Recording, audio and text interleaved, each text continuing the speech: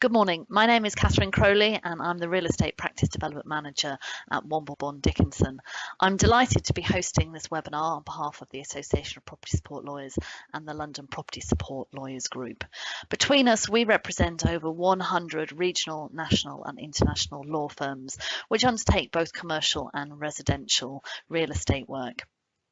Many of our firms have invested a lot of time and resources in developing our use of e-signature platforms to bring about real process improvement for our clients, whether they're house builders, lenders, occupiers, developers, investors or private clients. We want to share this knowledge with you and encourage trust in e-signature platforms, so we're really pleased that you've been able to join us. Speaking with me are Nikki Powell, who's a Managing Associate in the Southampton office of Womble Bond Dickinson. Nikki acts for a number of national retailers who need to carry on transacting during the lockdown. We also have Catherine Owe of Counsel at Herbert Smith Freehills and Tanya Mason, Associate Director within the Real Estate Division and Knowledge of Pennington's Manches Cooper. On the panel, ready to answer your questions during the Q&A session, are also Warren Gordon, Senior PSL at CMS, and Tom Hubbard, PSL and Senior Associate at DWF. So today we are going to cover 4 topics. We are going to discuss the practical limitations on Mercury signatures. We're going to explain why our clients want to use e-signature platforms for all their real estate documents. I'm going to run a live demo showing how DocuSign works. Obviously, DocuSign is one of the leading e-signature platforms. And to finish, there'll be an open Q&A session. I really hope you'll ask us lots of questions. I know we've been asking you a lot of questions at the moment, so please do use the Q&A panel. Let me pass you over to the next Catherine Owe. Thanks a lot. So I'm Catherine Owe, as Catherine said, an of counsel at Herbert Smith Freehills, and I am a transactional lawyer, but I also perform a knowledge function. So just very quickly, a quick recap on what our experience of Mercury signatures is. Mercury signatures obviously are something that the Land Registry has accepted recently and as part of its response to COVID-19. So the procedure for a Mercury signing was actually developed a number of years ago, 2009, before the mainstream use of e-signature platforms. And as you'll be aware, it relies on clients having both sufficient mailbox capacity to receive the document that is being sent to them by email, but also they need the ability to print the signature pages and any plans that need to be signed. And thereafter, they need to be able to scan those back to their solicitor. Mercury signatures were commonly used in corporate and finance transactions for a number of years, but in recent times, a lot of corporate and finance clients have moved across to accepting e-signed documents. So Mercury signatures have helped some clients sign documents more easily in the real estate world at current times, but many clients don't have access to printers and scanners or scanning apps at home. So there is a problem of getting a wet ink signature where Mercury signatures can't be obtained from clients. And issues can also arise if documents are simply too large for a client's mailbox to receive them. The Mercury signing process is a bit cumbersome, to be honest, for both clients and solicitors. Once signed pages have been scanned and emailed back by clients, then the solicitors have to manually assemble the full document using an appropriate PDF tool. And there's a good example coming out of Womble Bond Dickinson's own practice. They act for a major social housing provider, very active, entering into dozens of transactions every single week. Obviously, the client there is doing exactly what the government wants it to be doing in the current climate, providing housing for many lower income families. But Mercury signatures simply can't be used to complete those documents. It's too time consuming for the signatory to have to print out and scan so many signature pages. So instead, the solution is actually for one of Womble Bond Dickinson's solicitors to have to meet with the Chief Operating Officer once a week in his front garden with a stack of documents for him to physically sign each of the signature pages. Obviously, completely inefficient, and of course, face-to-face contact isn't really what the government is after in the current situation that we find ourselves in. Again, a second example, and one from my own firm this time, and just from last week, in fact, we agreed a pretty significant commercial pre-let actually at Canary Wharf, where the agreement for lease with all its annexures came in at just under 200 megabytes, so a pretty sizable document. Far too large to be sent out by email, and that effectively ruled out the use of Mercury signatures. Because the documents did not need to be registered at the Land Registry, the options that were left were thus traditional wet ink signatures or e-signatures. Now, wet ink signatures would have necessitated the solicitor and the people involved in the transaction having to travel into offices on public transport to pull hard copy documents together and then arrange for those to be couriered around to the various clients for signing. In the current situation, that wasn't felt to be an appropriate course of action, and so the parties actually opted for e-signatures. And as our firm is signed up and uses DocuSign, the platform that was used was DocuSign. And it was incredibly efficient process. A mere 8 hours or so after that agreement was sent out to the parties via the DocuSign, all signatories had signed and the agreement itself had actually been completed. I'm now actually just going to hand over to Nikki, who I think is just going to share a few more thoughts on the positives of using e-signing platforms and DocuSign.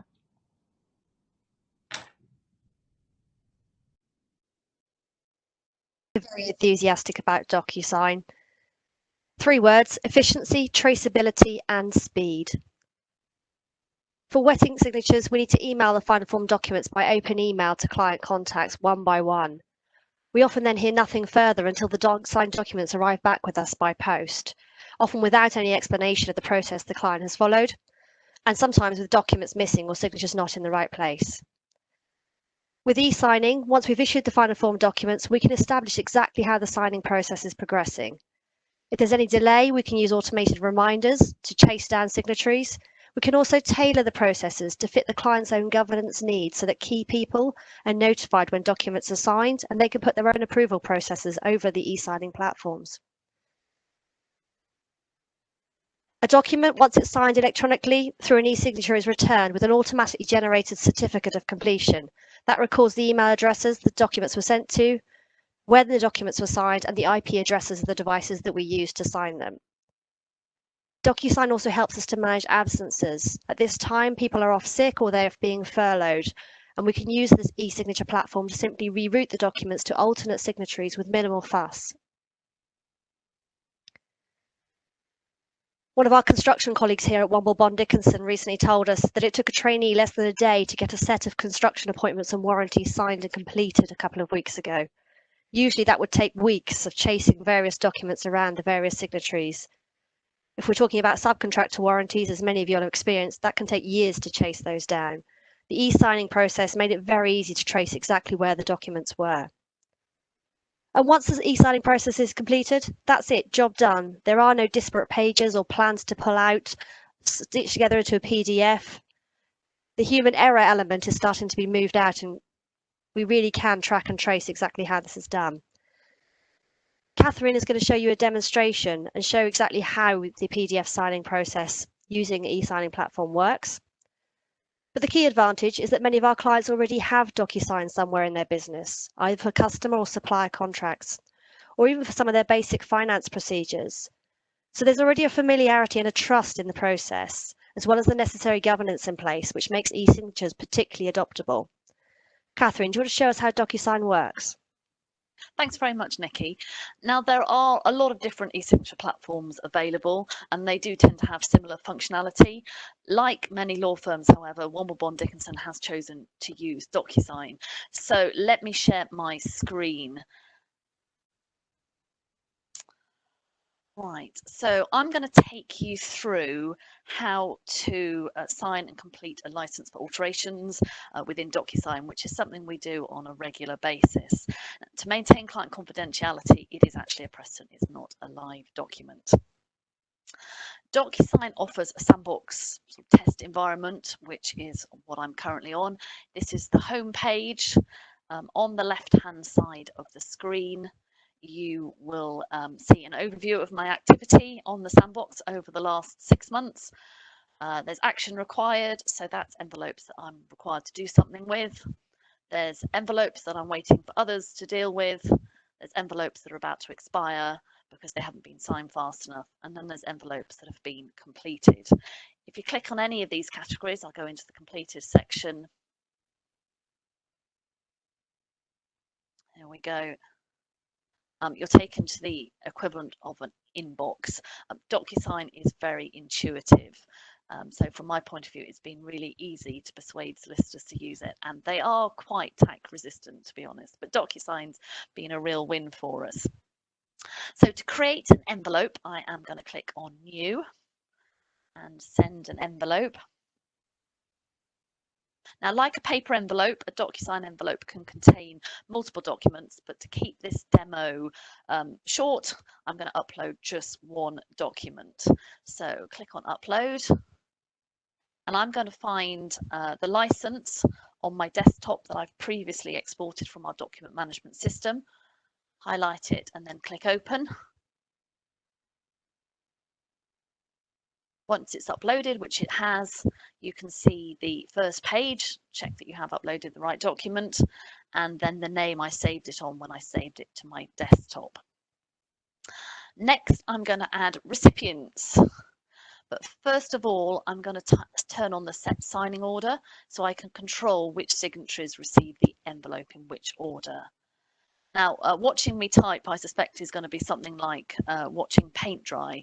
So what I'm going to do is open an envelope I have prepared earlier in sort of Blue Peter style. So let me just pull that across onto the screen.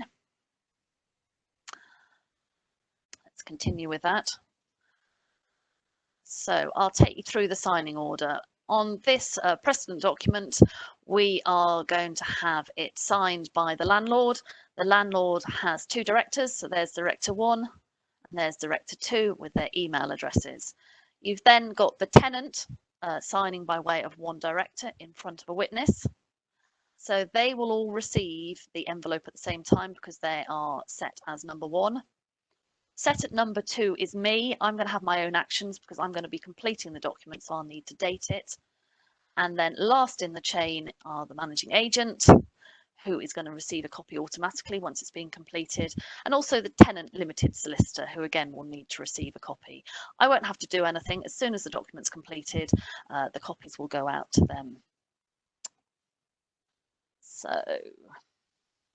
now you will see that the tenant director who's going to sign in front of a witness, there is a witness functionality which I've chosen. So instead of needs to sign, it's sign with a witness. And then a note appears reminding everybody that the tenant director will therefore have to provide the witness name and email address as part of the signing process. If we scroll down, there is an email subject. It gets automatically filled in for us, starting with please DocuSign, and then it uses the name of the document that's been uploaded. I can then add in a generic email message that's viewed by everybody. Now, even where you use standard or simple electronic signatures, DocuSign allows us to provide an additional layer of security by using what's called access authentication. So I'll show you how that works for Landlord Director 1. So I can pick what kind of access authentication I'm going to use. The first one is setting up a simple access code. So I input the access code myself. I then have to manually share that access code with the recipients, so either by email, by telephone, by sharing it with the tenant solicitor. There's also a second layer of authentication available. So this is creating an SMS code. You see, I've turned that on. Now, this is auto-generated by DocuSign. I just have to put in the mobile number. That's my work mobile number, so I'm not sharing anyone else's details here. And the SMS code will be automatically sent to the recipient's mobile number. And you can turn on those security layers for every signature. Now, you can also add in private messages. So click on More and select the Add Private Message. And I have added a private message to the tenant's director. because the tenant's director will be signing in front of a witness, I've added a private message which basically reminds him that his witness will need to be physically present when he adds his signature to the document on screen. And then finally, I'm going to use the advanced options. I'll just open them up for you. And it basically lets DocuSign do my nagging for me. So I'm going to set up automatic reminders. Everybody in the signing process is going to get a first reminder if they haven't done their actions after 1 day. And then they're going to get that reminder every other day going forwards until they have completed their actions. Now, we don't want unsigned documents available for a very long time. So on this occasion, I'm going to allow everyone 10 days to complete their actions. If not, the envelope will expire and signers will get 2 days to say sign or it's going to expire. So next, I need to tag up the document. So click on next. Now, each signer is allocated a different color code. So if I use the drop down arrow here, all the parties are now there for me to choose. And you'll see that the witness for the tenant director has also been added as a signer to whom I can allocate an action. So for the landlord director one, I am going to go to the end of the document, and all she is going to do is have a tag pulled in, which I've already done. I then move on to landlord director 2. You'll see the color changes, and I'm going to pull a signing tag there as well. Next, we've got the tenant director. Again, the tenant director will be signing.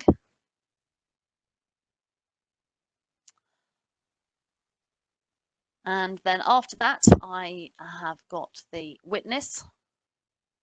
So the witness is going to be signing there. The witness will also need to put in their name, address, and occupation. So I'm going to use text boxes for that. So let's put a text box in, just make it large enough to put the name in. And then a further text box for the address. Let's just enlarge that a bit. And then finally a text box for the witness's occupation. Now, to address the concern that for e-signatures, the requirement for physical witnessing could be overlooked, in addition to the private message I've already added to any person who is signing in front of the witness, we also ask the witness to sign a further statement within the document confirming that they were indeed physically present. So I'm going to pull another signature tag next to that statement. Now, the great thing about DocuSign is that it is impossible for signatories to put their information or signatures or missignatures. They have to follow the tags, and you can add tags anywhere. So if there were a plan, for example,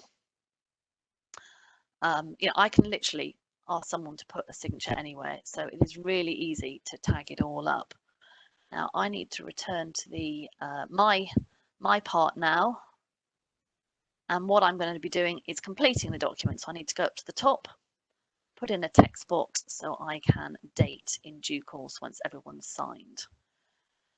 There are 2 spaces for the date, so I will put in 2 text boxes. Now, if I click the send button, the document is on its way. I'm not going to do that for this demo. I will then start receiving emails confirming when the signatories have viewed the document. So I can show you an example, one of those. Just email over. Obviously can't share my inbox completely with you. So this is the kind of email that I would receive to say that somebody has viewed a document. Each time that happens, I get an email, and each time they've completed their actions, I will get an email. Now, because I'm last on the signing list, I will also get an email asking me to complete my action, which is to date the document. I can also, as things progress, I can also track things using the homepage of DocuSign, and it will tell me exactly where any delay is occurring. Now, when I'm asked to date the document, because everyone has signed, I'm not going to do that immediately. What I would do is ring the telephone the tenant solicitor and agree with the tenant solicitor that I can indeed complete the license for alterations. So what I will do is, once I've had that phone call, it's been agreed I can complete. If I go back to my home page, click on action required, and I will sign. So if I click on sign, you can then see how the signing works. Would if we don't have a network connection. It's whirring a little bit. There we go. So like everyone else, I'm asked to review the documents. I'll click on continue so I can review the documents, satisfy myself that all is correct, and then I need to do my actions. So click on start, and I'm taking to the box. I will put in today's date. Click on the next, and there is my second date.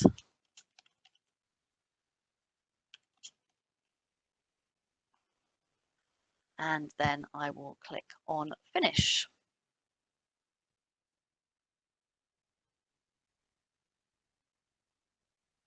Depending on how fast everything is working, I will be shortly getting an email from DocuSign telling me that DocuSign everything has been completed. I have indeed got that email, so let's open that up. It says all signers completed. That's the document. Now, if I were churning documents regularly, say particularly for a license for alteration, lots of those sort of documents, I'd use a template functionality to speed up the creation of envelopes. But obviously for today's demo, I haven't shown you how to do that. Now, because the document has been completed, everyone is going to get those completed emails. And remember that the tenant solicitor and the managing agent will also receive a copy as they were added to the signing order as CCs. Everybody will be able to view the completed document by clicking here. They'll be able to download a fully assembled PDF of the signed and dated license for alterations, together with the certificate of completion, which is the audit trail that we talk about for the signing process. So I will share an example certificate of completion. So this is a very simple one, but the document was 18 pages long. It was sent by Chris Flack, one of my colleagues within the sandbox. So you'll see that he sent it on the 2nd of June. It was sent to me as the signer, sent to me at 10:14. Now, authentication protections were added. So as you can see here, an SMS was sent to me at 10:23 to my telephone number, my mobile number. So I put in the SMS access code, and at 10:24 I was able to view the document. Obviously, if you don't put in the code, you can't view the document. I then signed it 2 minutes later at 10:26 using this IP address. So this certificate of completion is very straightforward. It's just me as signer, but all the certificates of completion will provide a complete record of the actions of all signatories and witnesses. So they can run to 2 or 3 pages, depending on how many people are involved in the transaction.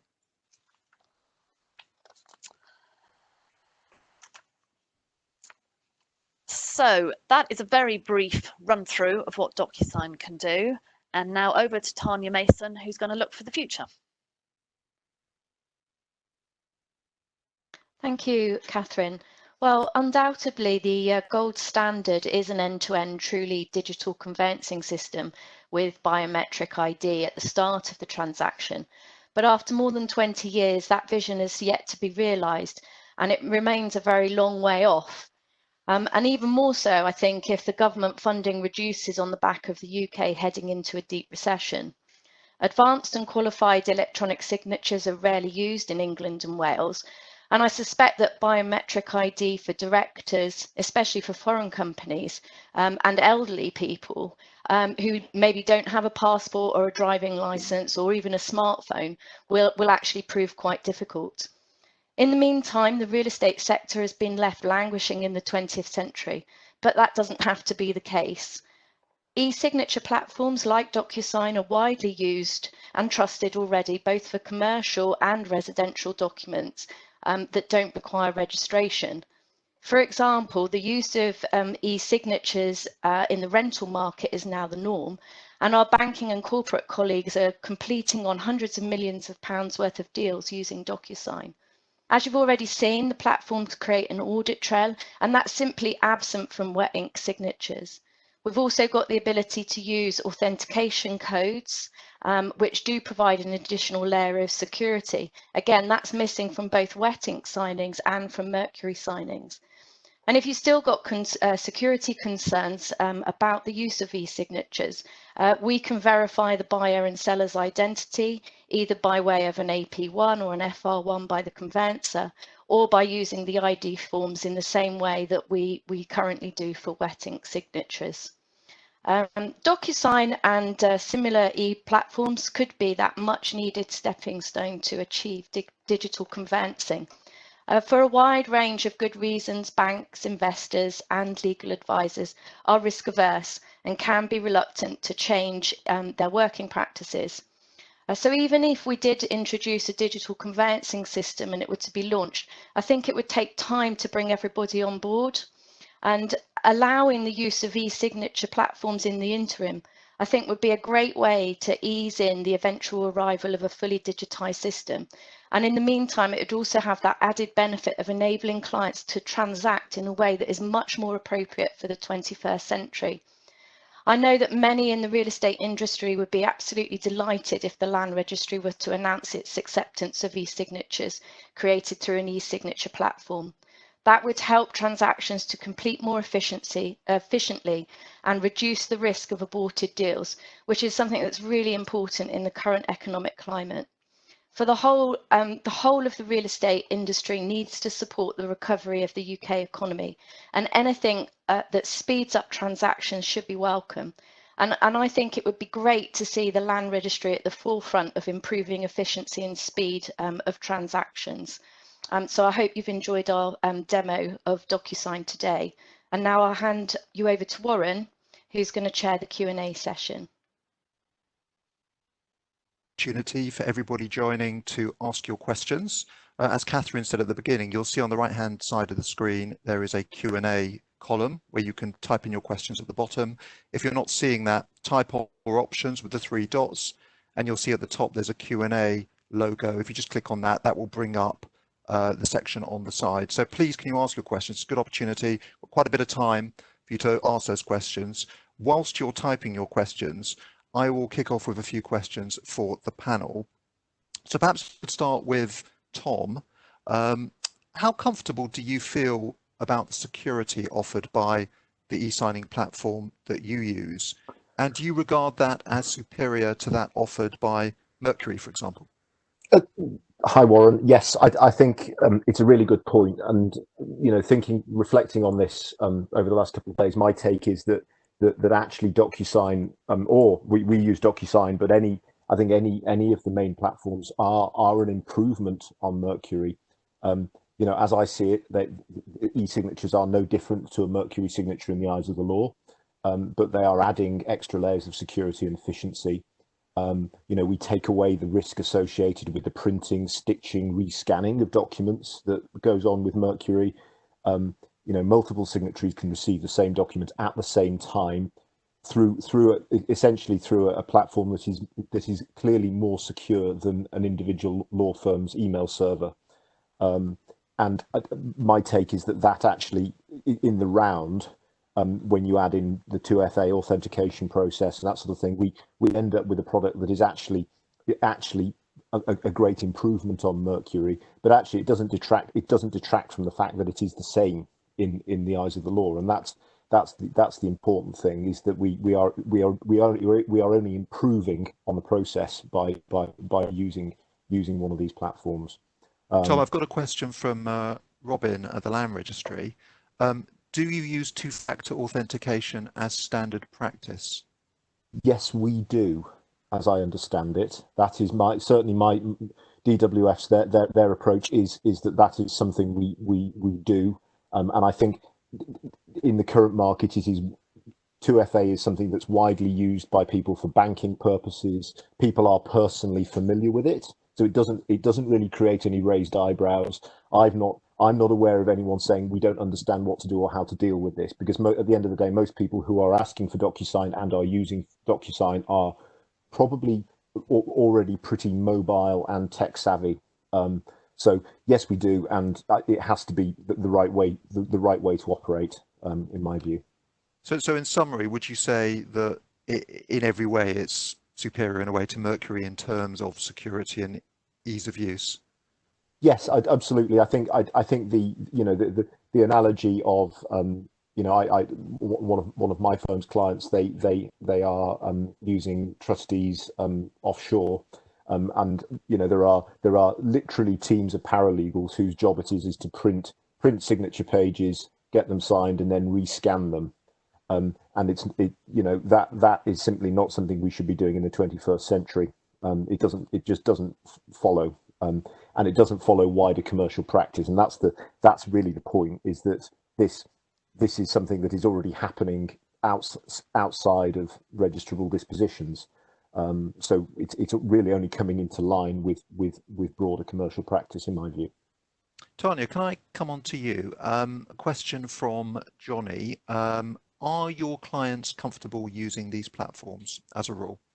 Yes, I think they are. The pressure we're getting to use these platforms is coming from the clients.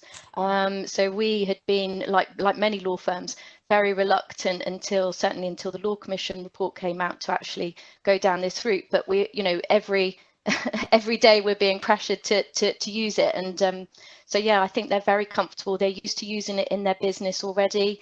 They use it for internal and external procedures. So I think this is a step that they're really asking for now. And what's your personal feeling on security compared, say, to Mercury? So like Tom, we mandate the use of the two-factor authentication, the use of either the authentication code, or sometimes, depending on the value of the transaction, we might even put the SMS message and the authentication code in as well. We've given our lawyers very clear guidance on how to deliver those codes to the client, to do that via a telephone call or multiple methods, so that you're not just relying on the email that can be opened by someone else. I actually think it's I agree with Tom. It's much more secure than a Mercury signing, to my mind. Robin's asked another question, and it's in relation to witnesses. Whether we ask witnesses to use the same computer to sign, thereby ensuring they've the same IP address as the signatory. Yeah, this is a difficult one, actually, because in one case you want to make sure that the witness is physically present, and therefore you have some comfort that if they've got the same IP address, that they were physically present.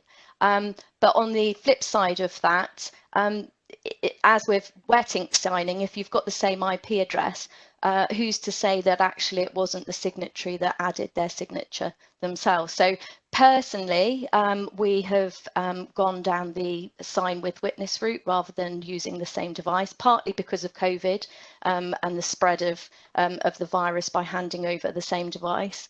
But actually, with the witness signing, you get that witness details actually on the certificate of completion, which I think is something that you don't get with a wet ink signing or a Mercury signing. So I much prefer to have that audit trail of what the email address was that I sent my document to for the witness, their name, when they signed, and you can tell that someone was physically present by the timing stamps. So long as the signatory has supervised the witness signing and attesting their signature, the timestamps will be very close together. Okay, thank you. Nikki, can I turn to you at Womble Bond Dickinson? Can you give us some insight from your transactions into your firm's use of the e-signing platform in practice, and what you see as the key advantages and disadvantages, and how do you tackle any particular limitations you've encountered with the product? I think one of the challenges for us at the moment is that e-signing in real estate transactions can obviously be used for a finite amount of documents at this stage. Any documents that need to go to the Land Registry, obviously we can't currently use e-signing, which means the clients want e-signing, as Tanya said, that they are using it within their businesses already. And so the only solution is either we send some documents through e-signing, those documents that don't need to go to the Land Registry, the side letters, the deeds of variations, the licenses for alterations, and the agreement for lease. But then the lease has to go on its own route. And actually the clients would like to see the whole transaction in one space, because that's what we're reporting on. So the net result is actually where there are those wider transaction documents, we haven't been able to use the e-signing platforms. We've had to go down a Mercury or wet ink route still, which is obviously less than ideal at this And would you stage. say that that's the primary limitation, or would you say there's any intrinsic limitation in the e-platform? If you could use it for everything, what would be the limitation for you about the e-signing platform? I think we would use it. We would pretty much use it for everything if we could with our clients, because they're sophisticated enough to adopt this technology wholeheartedly and are asking for it. How does it cope with plans?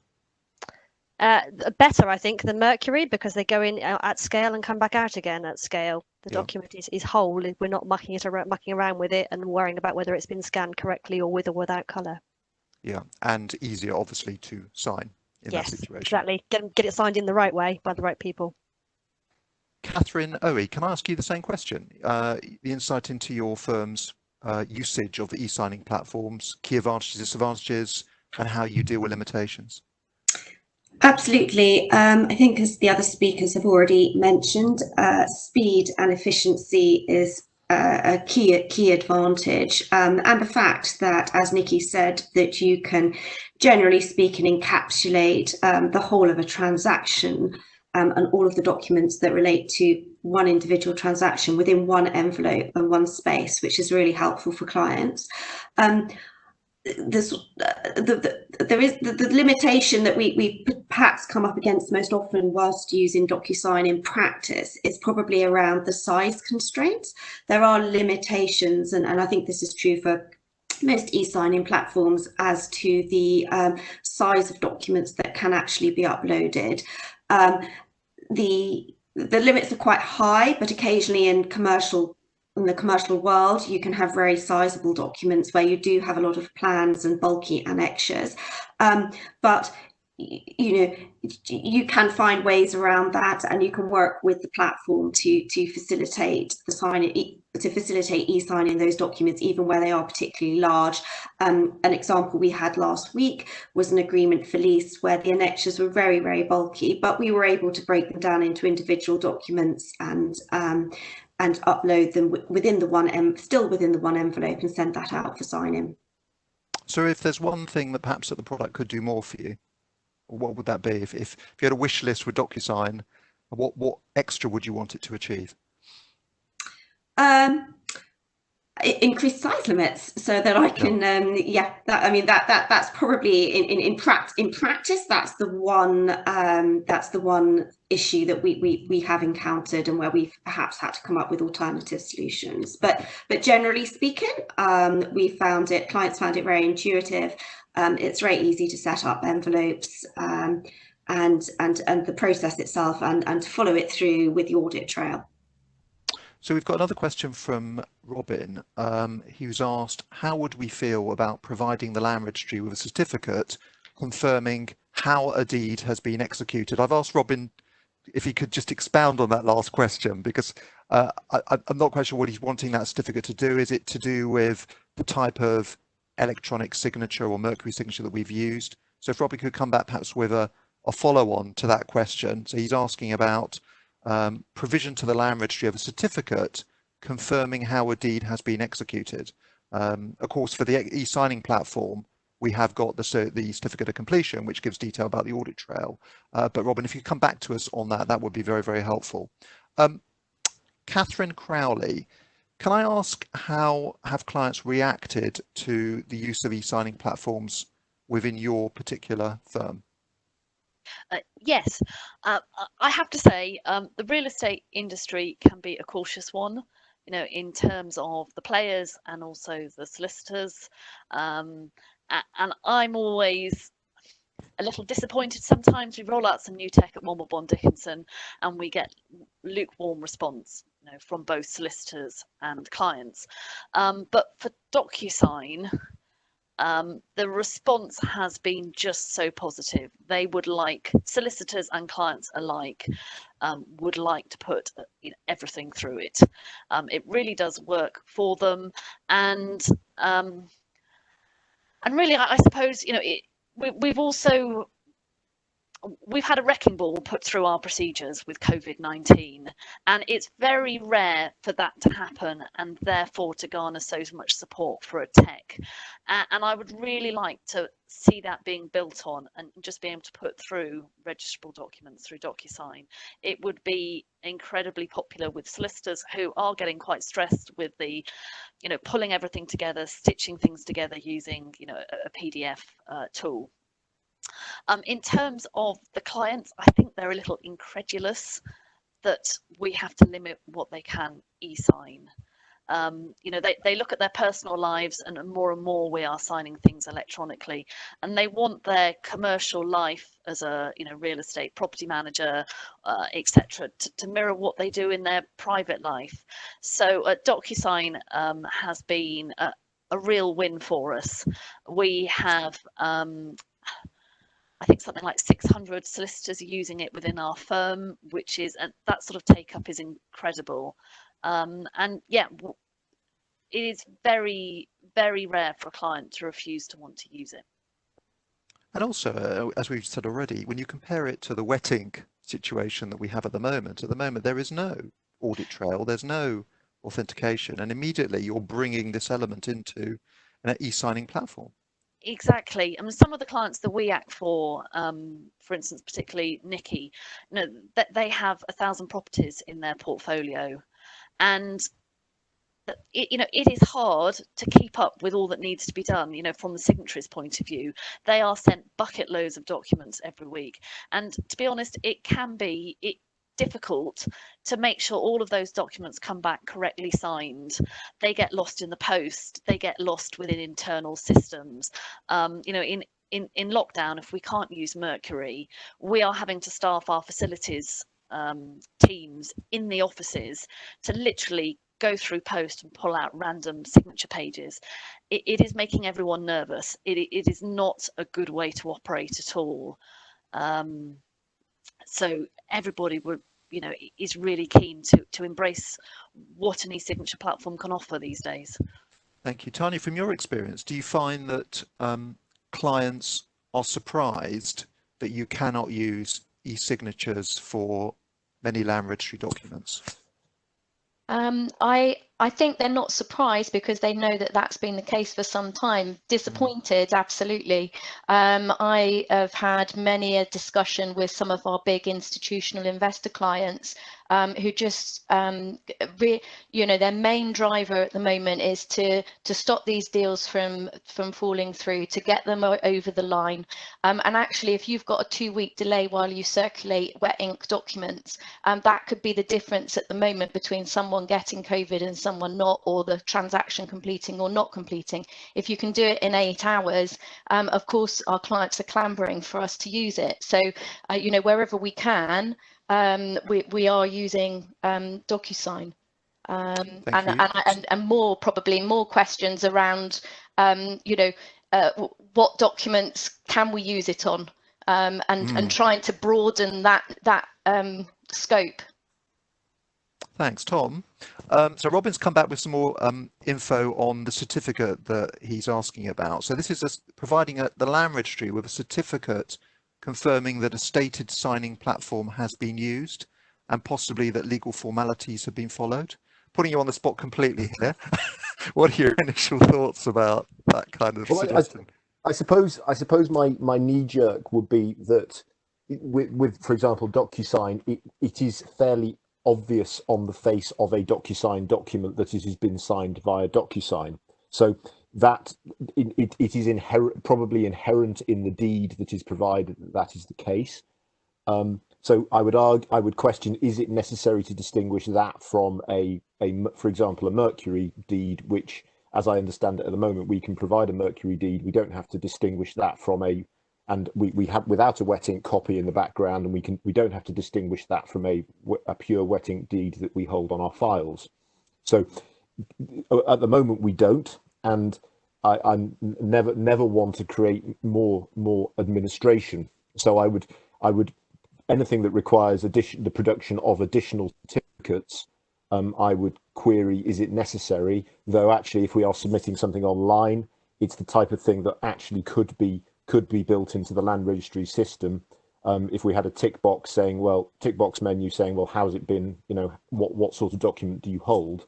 Then that might actually be a viable thing if it's built into the underlying process of if we do an e application. Then it may be that it doesn't actually create any additional work or minimal additional work. As regards the legal formalities, well, I think I suppose again that there's a wider question: would we do that in the setting of a wet ink deed? And I think that that we need an even-handed approach to all. So as it stands, and in going back to the legal position, well, an e deed is no different in the eyes of the law to a wet ink deed. So query: is that necessary?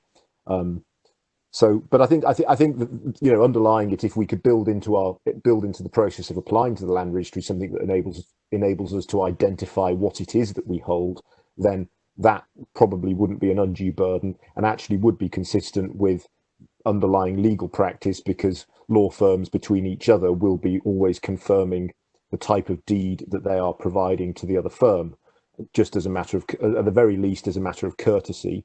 I'm recommending to my fee earners, well, before you do DocuSign or Mercury, please check in with the other side, make sure everyone's on board, because it's a matter of courtesy. And we have funders in the background who have an interest in this kind of thing and have opinions. So a lot of this goes back to what do our funders require, and I think that's a really important point here, is that if banks and funders are on board with this, then essentially that is key to everything. So yeah, I think it's doable, but it has to be. It's something that needs to be relatively seamless. I don't. If you said to me, well, I need a letterhead certificate, then I would perhaps cringe a bit. Yeah, thank you, Tom.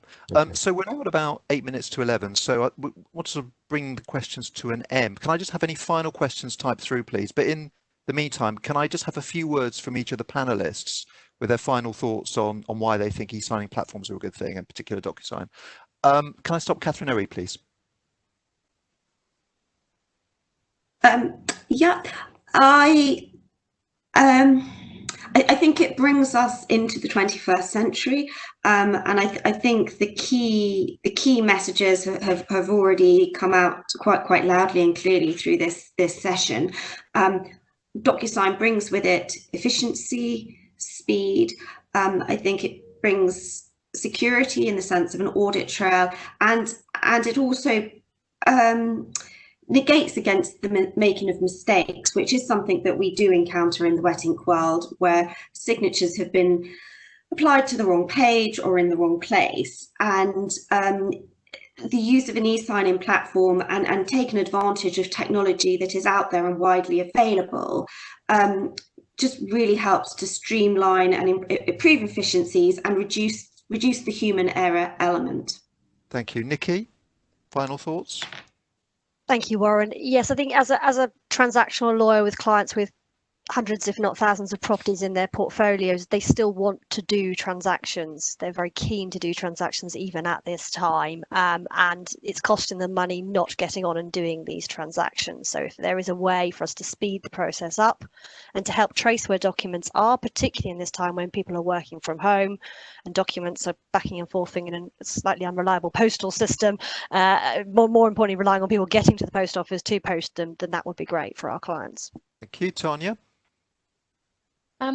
Same as the other panelists, but I think one of the key benefits as well is the ability to be able to guide the signatories through what they need to do.